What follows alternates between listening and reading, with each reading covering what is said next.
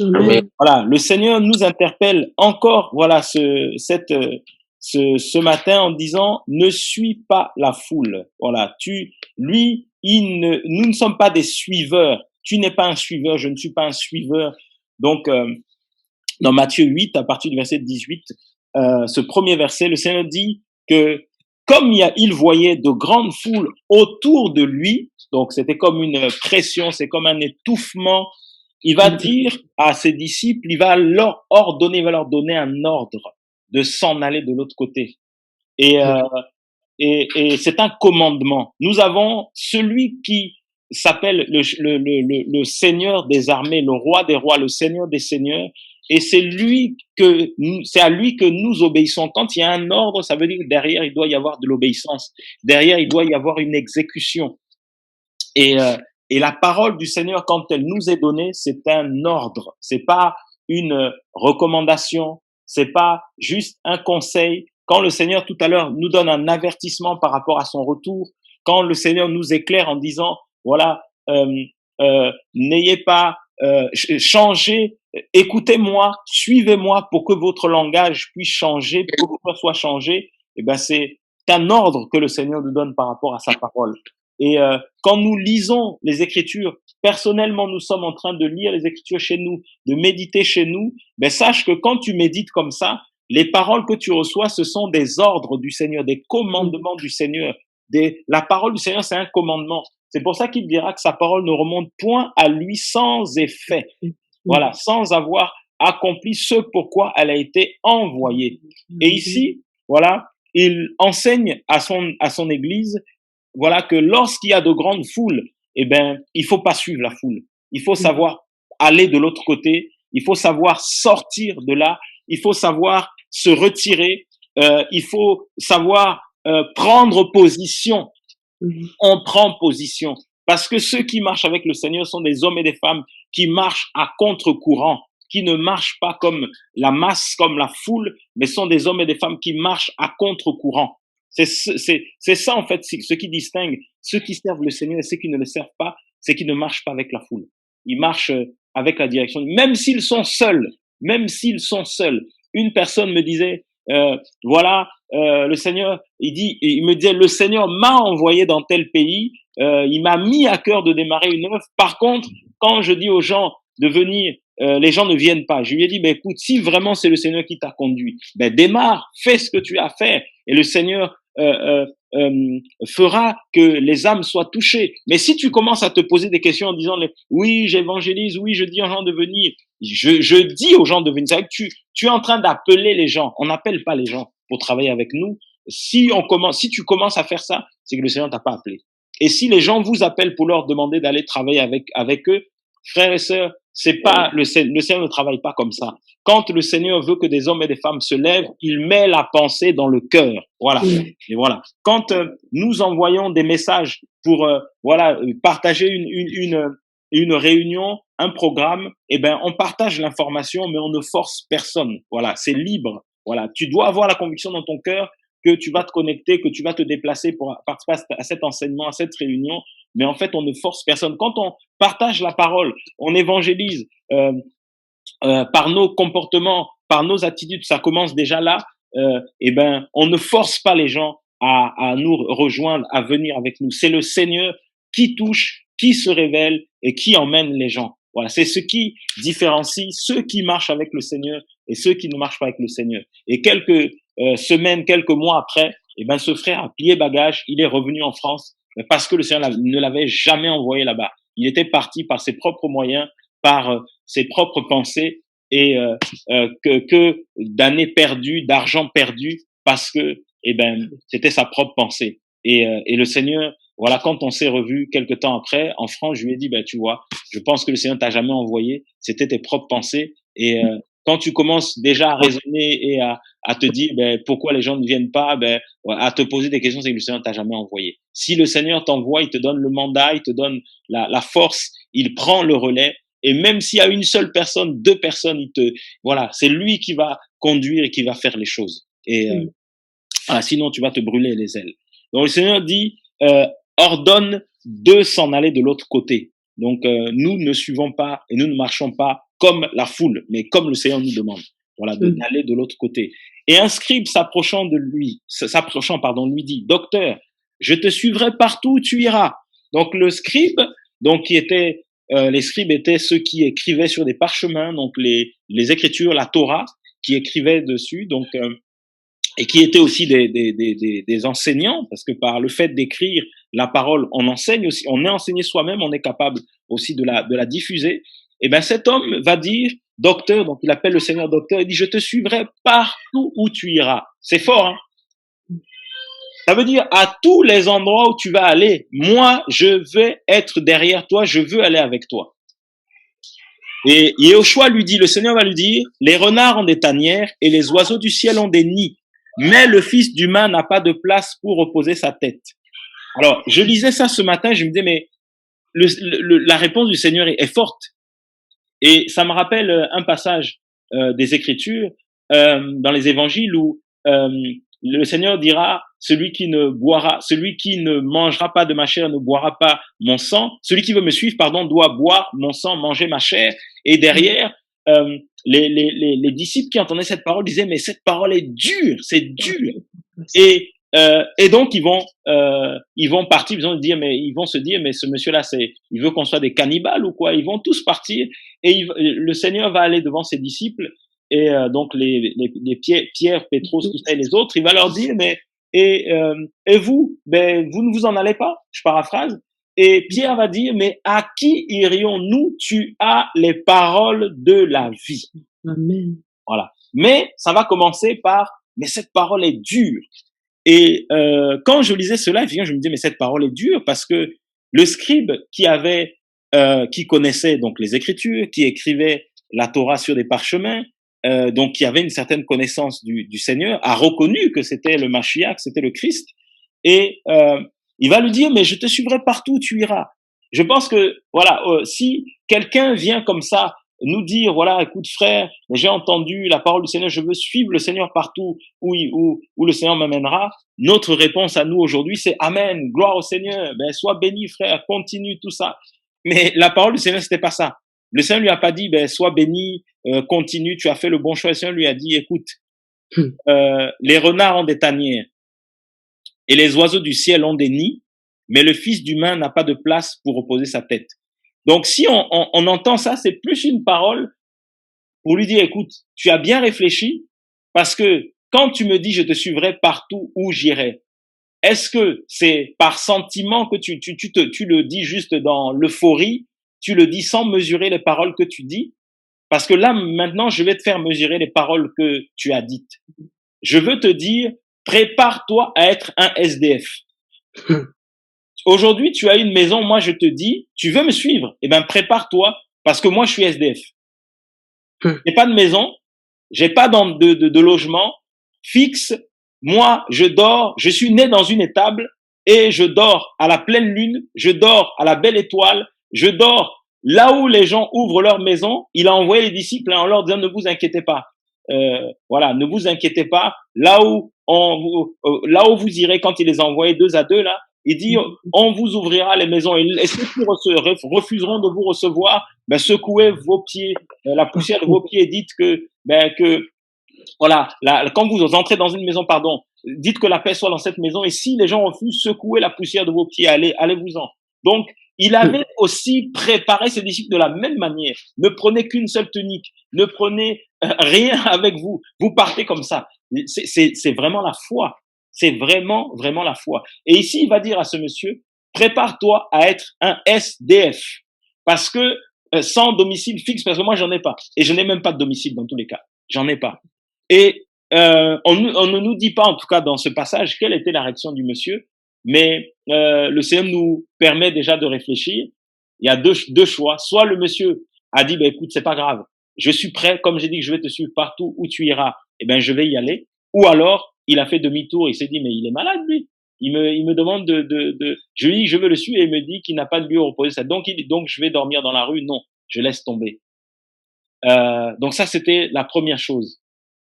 Et le Seigneur voulait qu'il mesure ses paroles, qu'il mesure ce qu'il dit, qu'il mesure la portée du fait de dire, je te suivrai partout où tu iras. La deuxième chose, on nous dit, mais un autre de ses disciples lui dit, Seigneur, permets-moi d'aller d'abord ensevelir mon père. Et Yehoshua lui dit, suis-moi et laisse les morts ensevelir leurs morts.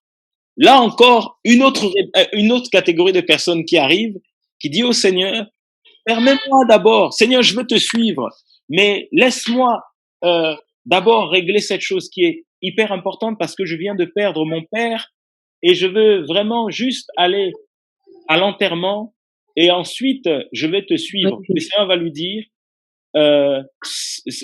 suis-moi et laisse les morts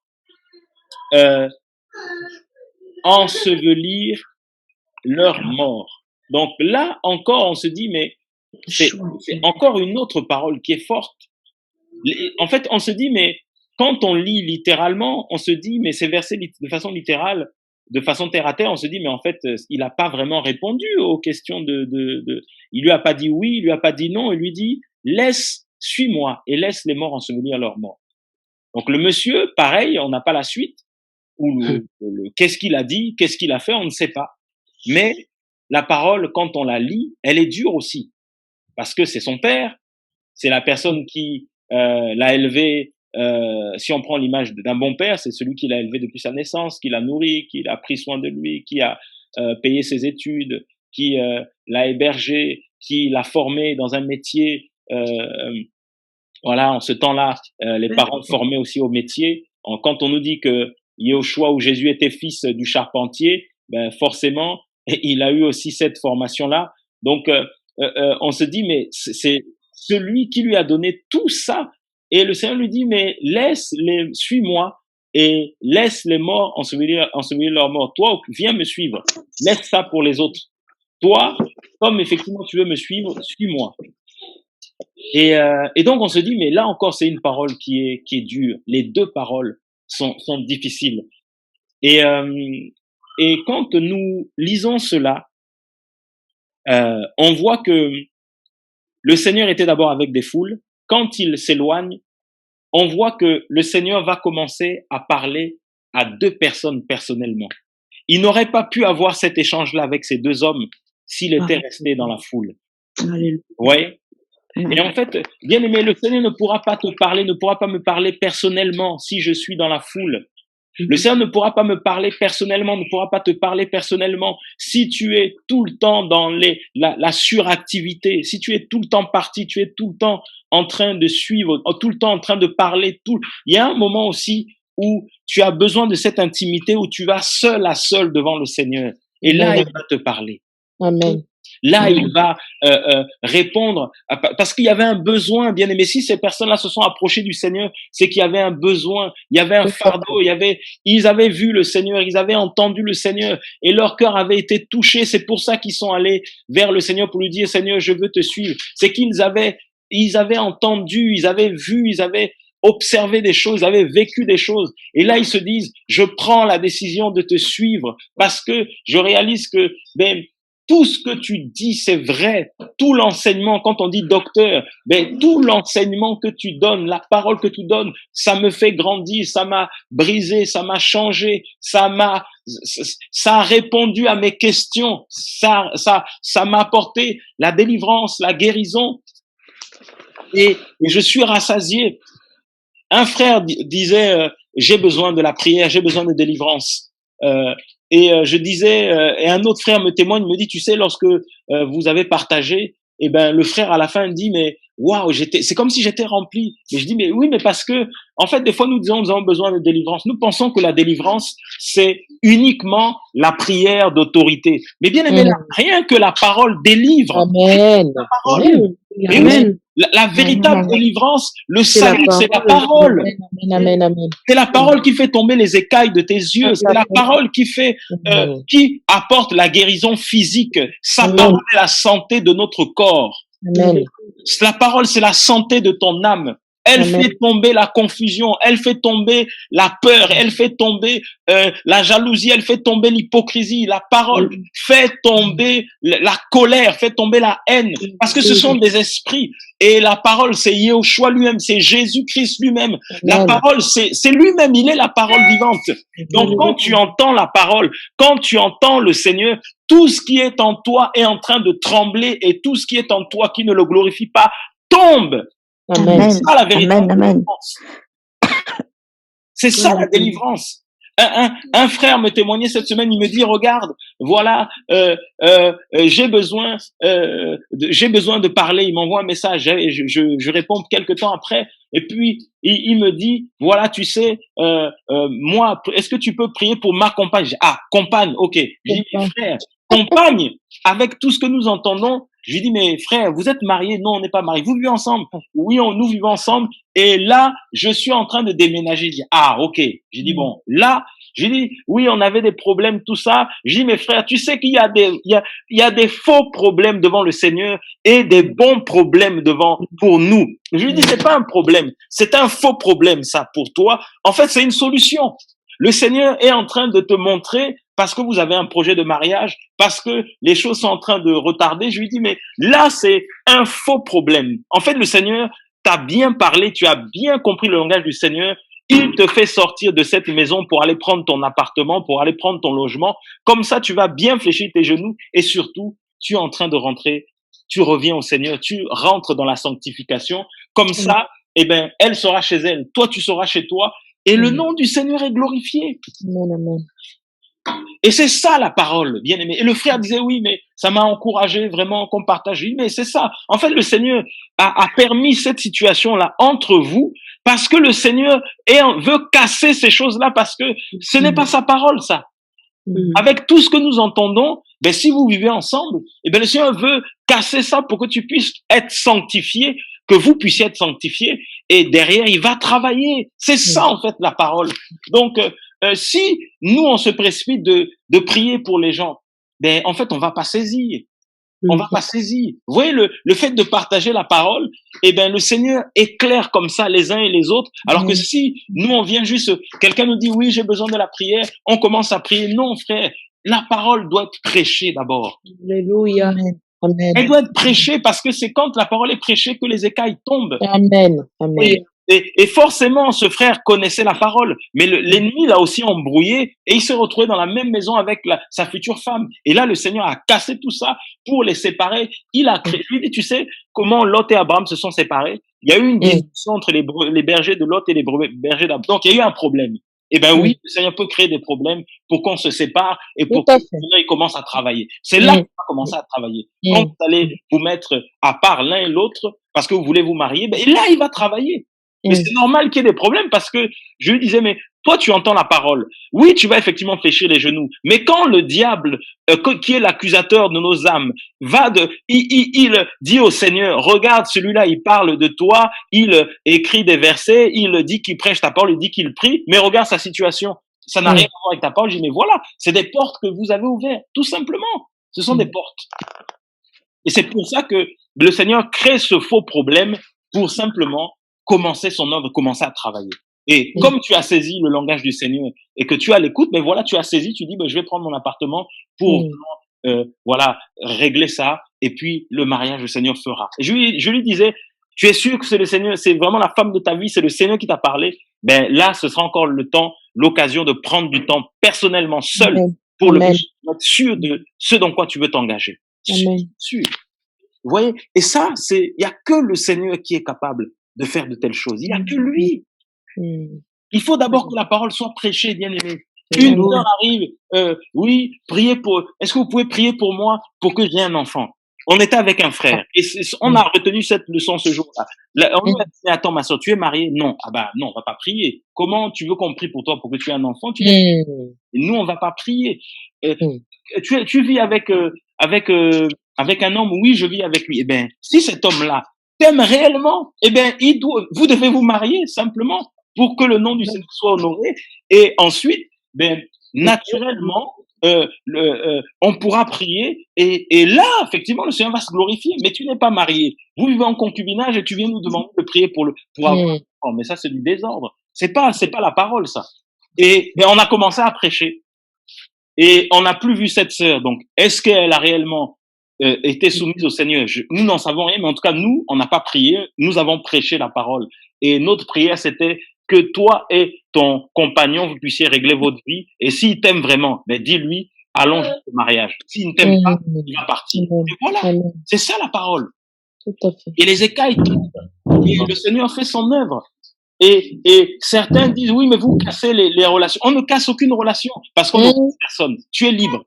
Tu veux marcher avec le Seigneur. En fait, le Seigneur, c'est ce que le Seigneur faisait comprendre ici aux deux personnes. Quand il a ordonné, on parle d'un ordre de commandement. Quand nous avons commencé là, c'est de ça dont le Seigneur a commencé par ça. Il a commencé par l'ordre, par le commandement. Voyez? Et comme il a commencé par le commandement, eh ben, nous voyons que quand le Seigneur parle, c'est vraiment un commandement. C'est vraiment un commandement. Amen. C'est vraiment, vraiment un commandement. S'il vous plaît, la personne qui a... S'il vous plaît. Et voilà, le Seigneur parle vraiment de commandement. Il commence par commandement. Or, il leur donne à ses disciples d'aller de l'autre côté. Donc, il savait que ces hommes-là allaient arriver. C'est pour, bien aimé, le Seigneur sait à l'avance que tu vas venir le voir. Il sait à l'avance que tu vas venir lui parler. C'est pour ça aussi que, comme il sait à l'avance, il te connaît à l'avance. Mais c'est pour ça que, des fois, comme nous nous disons, mais je comprends pas, j'étais là-bas, tout ce que j'avais dans mon cœur, c'est tout. J'ai eu réponse à mes questions, je me souviens, il y a une sœur qui invite quelqu'un, la personne arrive, et à la fin, la personne est fâchée avec la sœur qui l'a invitée. Il dit, mais attends, mais pourquoi tu allais lui raconter ma vie? Pourquoi? J'ai dit, mais la sœur, je lui ai rien dit. Et effectivement, on va voir la personne, dit, mais écoute, tu vois la personne qui t'a invité là, mais on n'a jamais parlé ensemble. Elle t'a invité, moi je savais même pas que tu venais. Mais c'est le Seigneur qui te parle en fait, c'est tout. C'est le Seigneur qui te parle. C'est pas, ne sois pas fâché contre la personne qui t'a invité. Cette personne n'a rien dit. C'est le Seigneur qui te connaît. Et le Seigneur connaissait ce scribe et il connaissait cet homme-là dont le père venait de décéder. Il connaissait ces deux hommes-là. Et c'est pour ça qu'il est allé de l'autre côté parce qu'il savait que ces deux personnes allaient venir le voir. Et il leur a donné, oui, une parole qui peut paraître dure, mais en fait, c'était pour leur montrer qu'avec moi, si vous voulez me suivre, je vais vous emmener à changer de langage. Vous allez changer de vision. Vous allez voir quelles sont les exigences du Seigneur. Bien aimé, notre Seigneur, il est exigeant.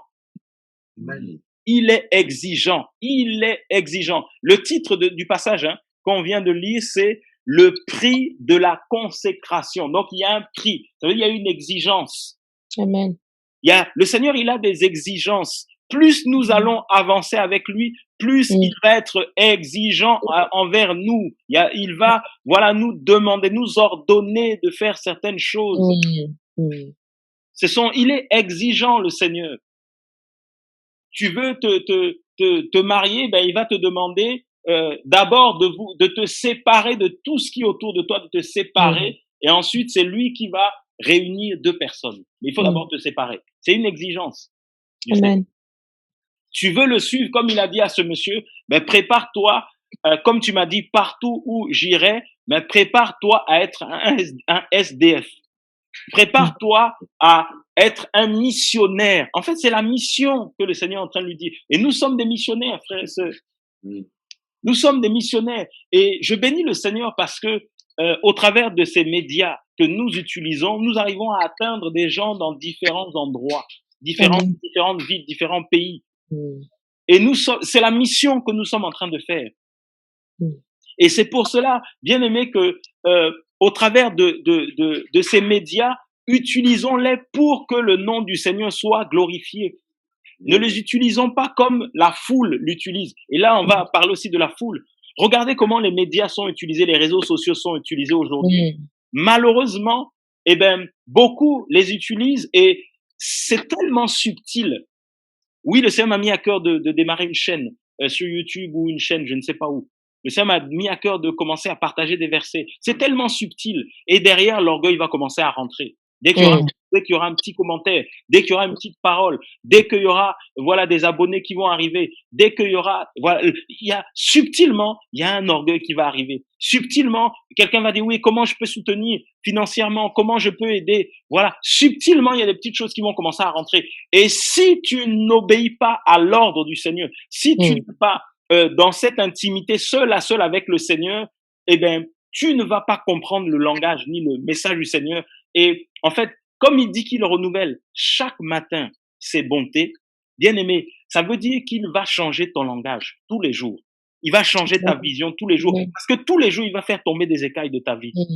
Et je veux nous dire ce matin, frères et sœurs, si, bien aimé, tu n'es pas cet arbre planté près d'un courant d'eau qui donne son fruit en chaque saison. Je veux nous dire que chaque jour, il y a une saison. Regardez, les jours ne se ressemblent pas. Pourquoi le Seigneur dit à chaque jour suffit sa peine? Est-ce que la manière dont tu as vu ta journée hier de samedi, c'est la même manière que ça a commencé? Est-ce que tu te sens comme hier? Des fois, tu te réveilles le matin, tu es fatigué. Des fois, tu te réveilles le matin, tu es en pleine joie. Des fois, tu te réveilles, tu comprends pas, tu es triste. Des fois, tu passes une journée, personne t'appelle. Une journée, tout le monde t'appelle. Une journée, tu as un seul appel. Une journée, tu vois personne. Bien aimé, à chaque jour suffit sa peine. Ça veut dire que, bien aimé, chaque jour, le Seigneur te révèle, fait tomber des écailles dans ta vie. Chaque jour, le Seigneur te donne un fruit pour la saison de la journée. Et c'est pour ça qu'il dit, donne-nous notre pain quotidien. Tu peux pas avoir la même parole tous les jours, la même pensée tous les jours. C'est pour ça que, d'ailleurs, tu n'es pas le même tous les jours. Tu n'es pas le même tous les jours. Regarde, des fois, tu es en colère, tu sais pas pourquoi tu es en colère, tu es fâché, tu sais pas pourquoi tu es fâché. Et ça arrive à tout le monde. Des fois, tu n'as pas envie de voir les gens, des fois, tu as envie de voir les gens, des fois, tu n'as pas envie de parler, des fois, tu as envie de parler. Tu n'es pas le même tous les jours. Des fois, tu te sens pas bien, des fois, tu te sens bien, tu comprends pas. Mais parce que chaque jour, tu dois porter un fruit différent. Chaque jour. Ton langage, les écailles tombent. Chaque jour, le Seigneur donne quelque chose de différent parce qu'il sait que les combats, les adversités ne seront pas les mêmes tous les jours. Les informations que tu vas recevoir ne sont pas les mêmes tous les jours. Il y a des saisons, malheureusement, des jours où il y a que des mauvaises nouvelles. Selon les hommes, il y a que des problèmes selon les hommes. Et tu te dis, regardez, des fois, on commence la journée, on voit ça des fois au travail, et tu écoutes les gens, ça te fait rire. La journée commence par j'arrive au travail, je renverse mon café. Ah, ça veut dire que c'est une mauvaise journée qui va démarrer.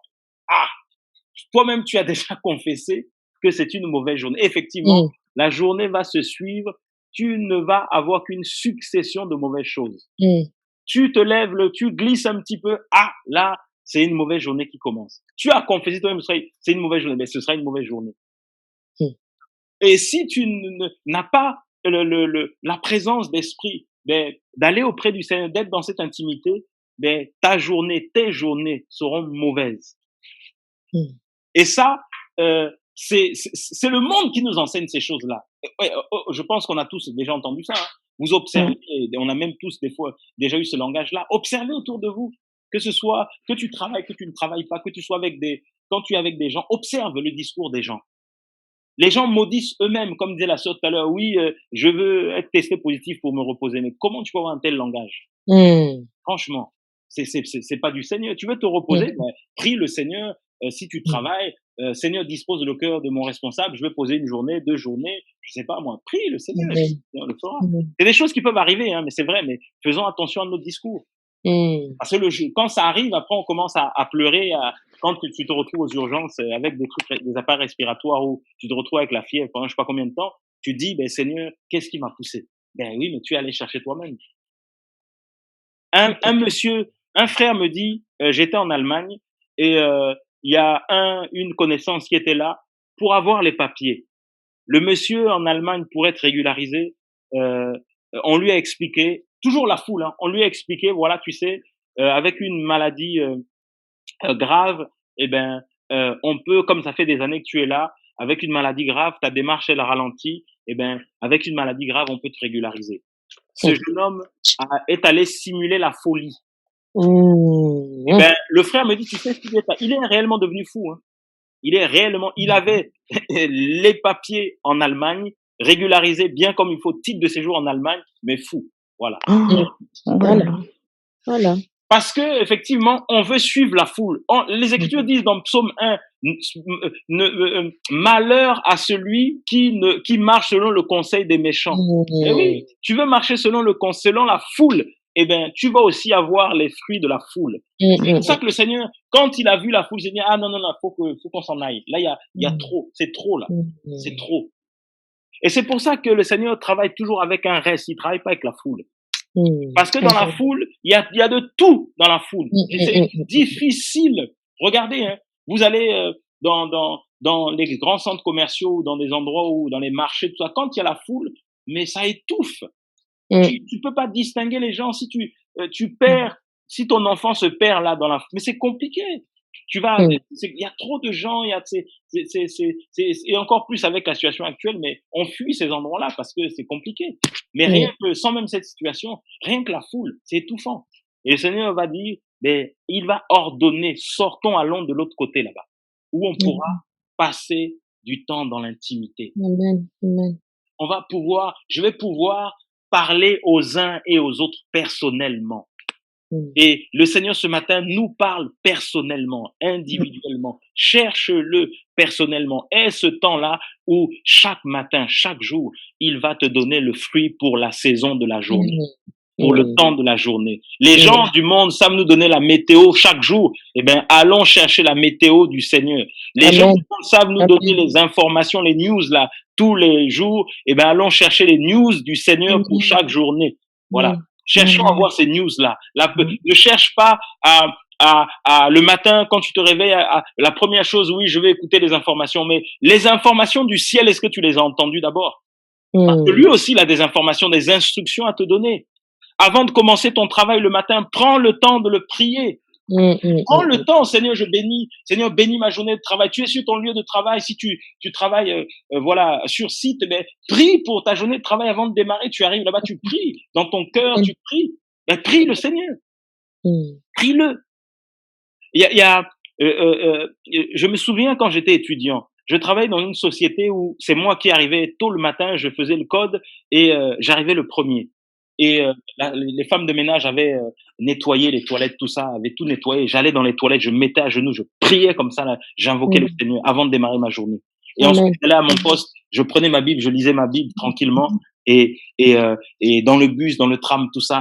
Et ça prenait quelques minutes, mais je remettais tout ça entre les mains du Seigneur. Et aujourd'hui, ben, quand je vais en voiture, comme on habite à la campagne, ben je prie le matin avant de partir ou sur le trajet. Et en arrivant là-bas, ben je remets, voilà, ma journée, mes collègues, je remets tous entre les mains du Seigneur. Bien, frère, prions pour ces choses-là. Prions. Les réactions que tu as au niveau du travail, dès qu'on te dit un petit truc, voilà, tu commences à t'exciter. Mais parce que tu ne remets pas ces choses entre les mains du Seigneur. C'est pour ça que tu t'excites. C'est pour ça que tu t'excites. Certains, nous excitons, mais avec nos enfants aussi. Mais parce que, ben, il y a des choses qu'on ne remet pas au Seigneur. Donc, dès qu'il y a un petit truc, on commence à s'exciter, on commence, voilà. Mais parce que, ben, on ne prie pas de la bonne manière, comme le Seigneur nous dit, ben, des fois on prie mal. Ben oui, on prie mal. Des fois, on ne le consulte pas. C'est pour ça qu'on est là à s'exciter, voilà. Et parce que on n'a pas pris ce temps, ou on prend mal ce temps. On peut aussi prendre le temps, mais c'est pas le fait de prier pendant 10 heures. C'est pas ça ce qu'on nous disons. C'est pas le fait de prier pendant 40 heures. C'est pas ça. C'est pas le fait non plus. Comme un frère me disait, et ça m'a édifié hier, il me dit, tu sais, je ne suis pas quelqu'un qui parle beaucoup.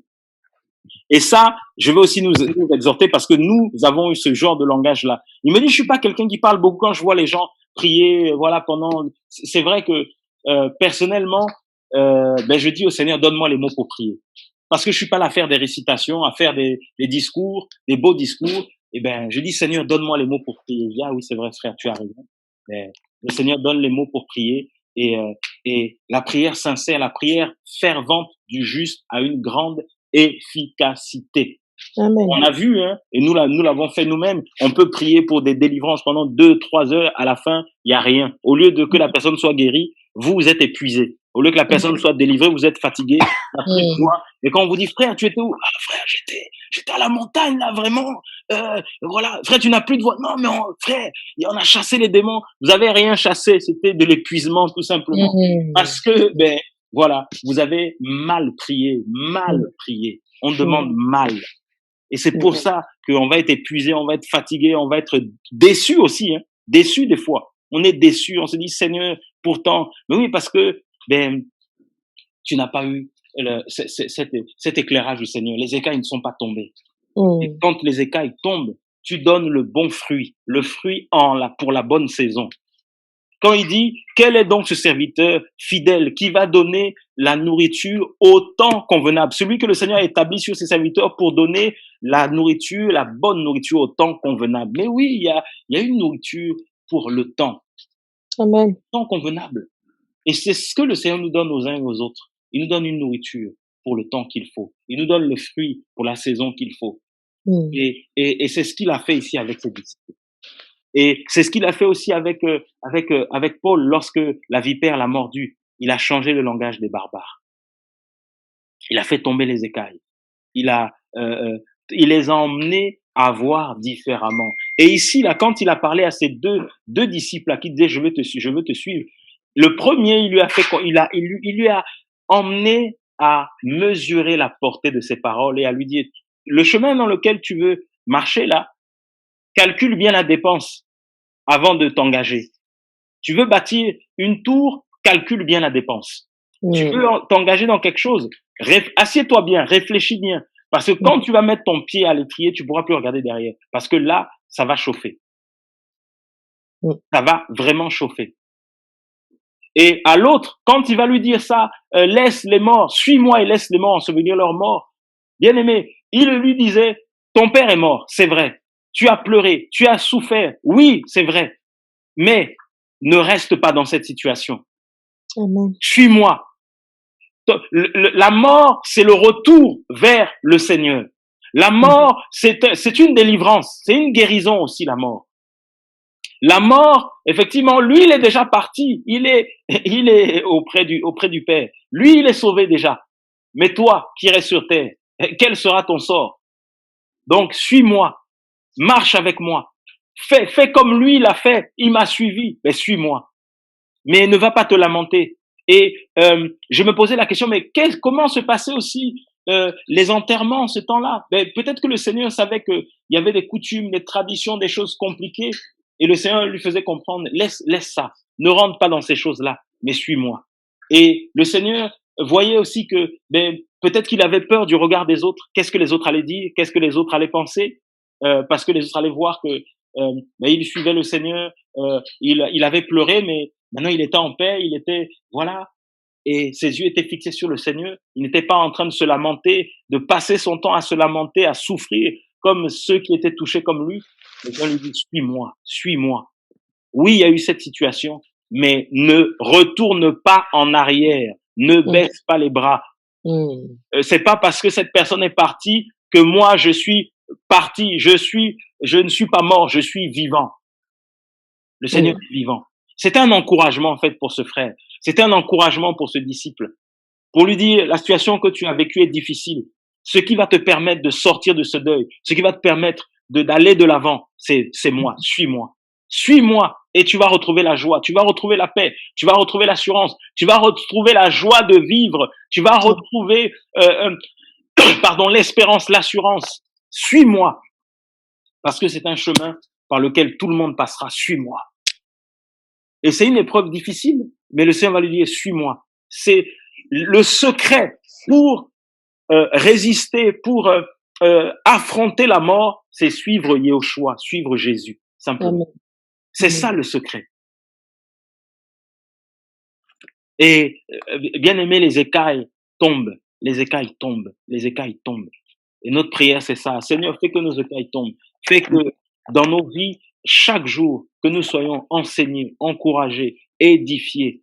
Et que lorsqu'on partage comme ça les uns avec les autres, que chacun prenne sa part, chacun reçoive sa portion et que ce que nous avons pu entendre, qui ne venait pas de toi, mais que cela soit consumé, que nous fassions comme Paul ou Paulos, que les choses qui ne viennent pas de toi, qui sont des vipères qui nous ont mordus, parce que nous savons que la vipère c'est le serpent, et le serpent c'est le diable, mais l'image du diable, et que tous ces vipères-là, ces informations, ces choses qui viennent de l'ennemi, qui ont pu nous attaquer, qu'on les secoue et qu'on les jette dans le feu. Et comme c'est ce feu dévorant, nous serons libérés, nous serons délivrés.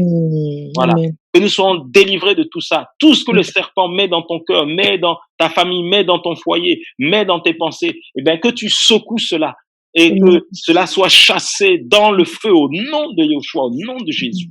Et que tu sois Amen. libre, que je sois libre. Amen. Et vraiment, Amen, amen. que tous ceux qui sont autour de nous, qui attendaient peut-être que nous puissions abandonner le Seigneur, mais qui changent de langage. Voilà. Amen. Qui puissent changer de langage.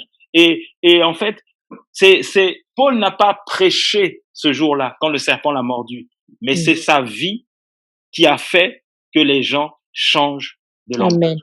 Amen. Voilà. Il n'a même pas eu besoin de parler. Mais comme Corinthiens nous dit, nous sommes cette lettre connue et lue de tous. Notre vie, c'est un message. Amen. La vie de Paul était un message. Quand Amen. ils ont vu ça, ben, ils ont reçu un message. Ils ont reçu la parole. Tout ça.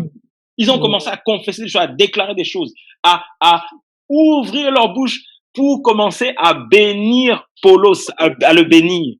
Et c'est ça, frères et sœurs, qui se passe. Les gens vont commencer à te bénir. Les gens vont commencer à élever le nom du Seigneur, à glorifier le nom du Seigneur, parce qu'ils verront que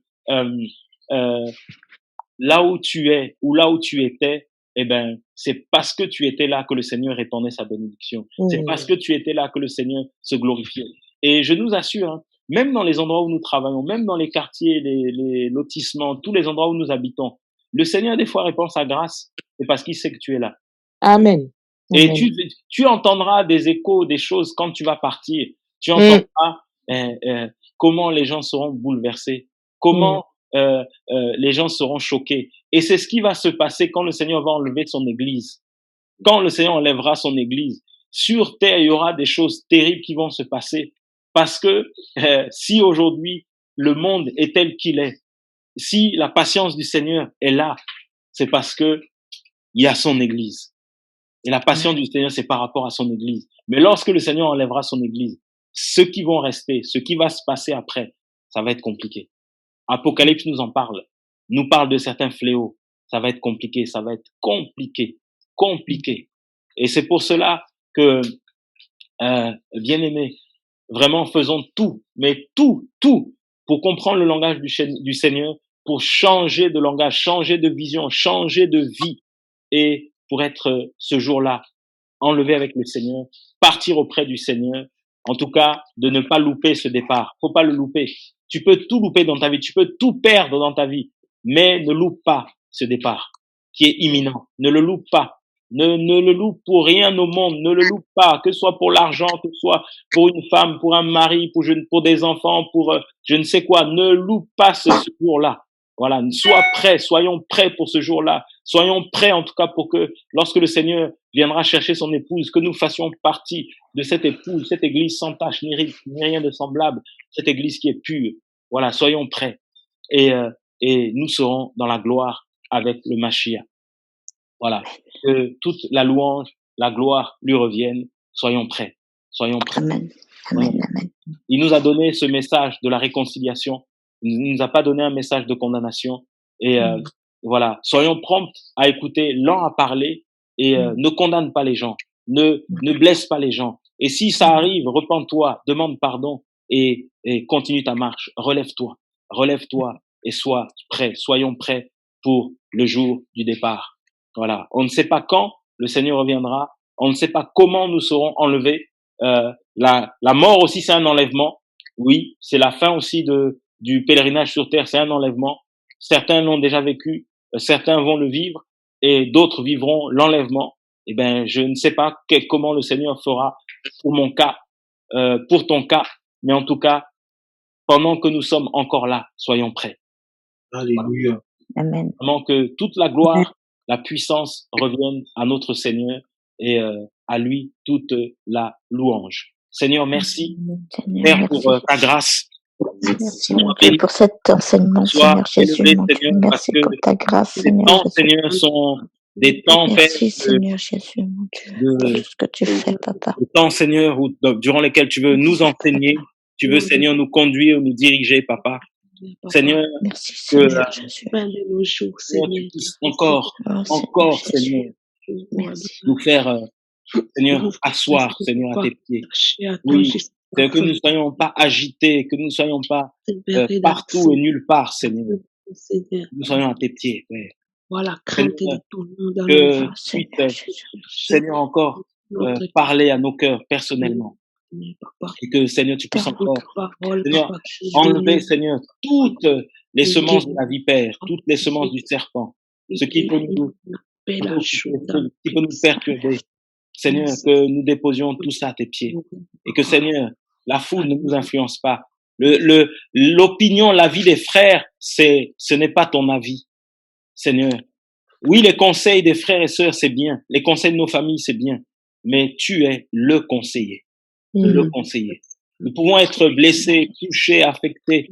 Mais Seigneur, donne-nous la force. Donne-nous la force. Nous avons vraiment besoin. Seigneur, donne-nous la force. Seigneur, de déposer tout cela et, Seigneur, d'être sous ton conseil, sous ton ordre, d'exécuter, d'obéir, Seigneur. Merci pour ta fidélité et merci parce que tu nous connais tous parfaitement et tu sais ce dont nous avons besoin. Père, glorifie ton nom, fais-nous grâce au nom de Yeshua. Merci, Seigneur, et conduis le reste. Nous déposons tout au nom de Yeshua. Amen. Amen. Amen.